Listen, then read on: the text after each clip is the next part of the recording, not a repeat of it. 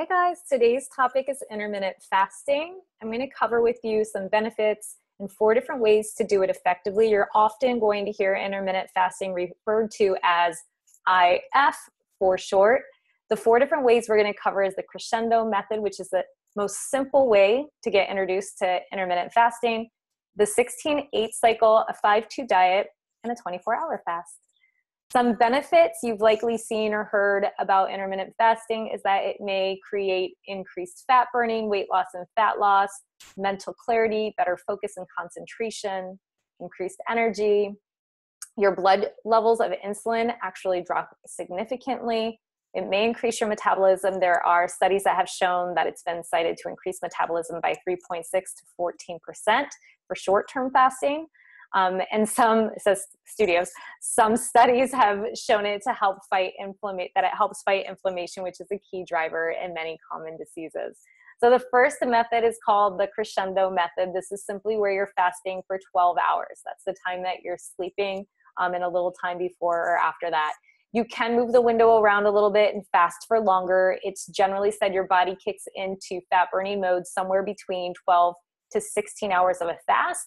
I have found for a lot of people that falls right around 14 hours where they start to kick into fat burning mode.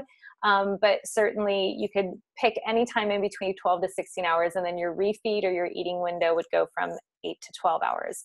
Examples would be from eating at 8 a.m. in the morning to 8 p.m. at night, and then you're fasting from 8 p.m. at night till 8 a.m. in the morning. And if you consider the word breakfast, it's actually 2 words put together. You're breaking a fast every single day. So even if you ate at midnight and then ate again at 6 in the morning, you're breaking a 6-hour fast. It's just that 6 hours of fasting generally isn't going to do anything monumental for your body, such as having these longer fat burning windows. The 16-8 cycle is a really common cycle you'll see a lot of people practicing. Some experts say that for men, 16-8 is ideal, and for women, 14-10 cycle would be ideal, where you're eating 10 hours of the day and you're fasting for 14 hours a day. Or for the 16-8, it would be that you're eating for 8 hours a day and fasting for 16 hours a day.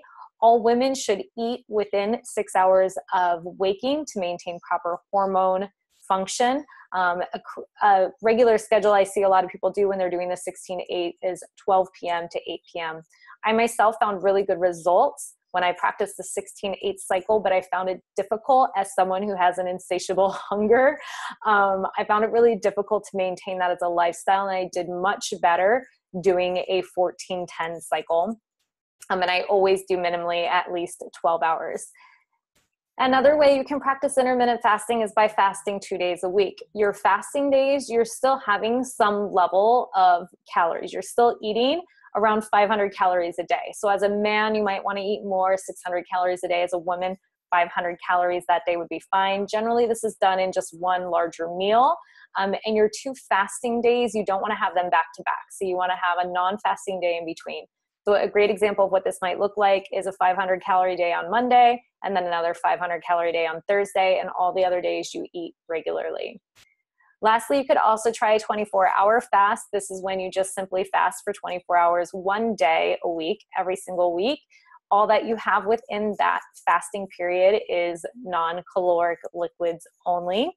The rest of the 6 days, you eat normal. So what to have while fasting? The list is not long, my friends. It is water, black coffee, and herbal tea. Avoid anything with sugar, artificial sweeteners, or any caloric value.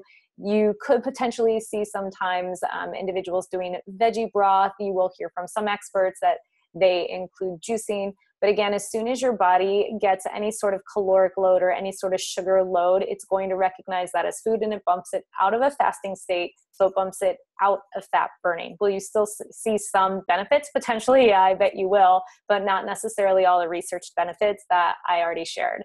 Some contraindications of intermittent fasting. Fasting is not recommended if you're pregnant, if you're nursing, if you have a history of eating disorders, or if you're having difficulty sleeping.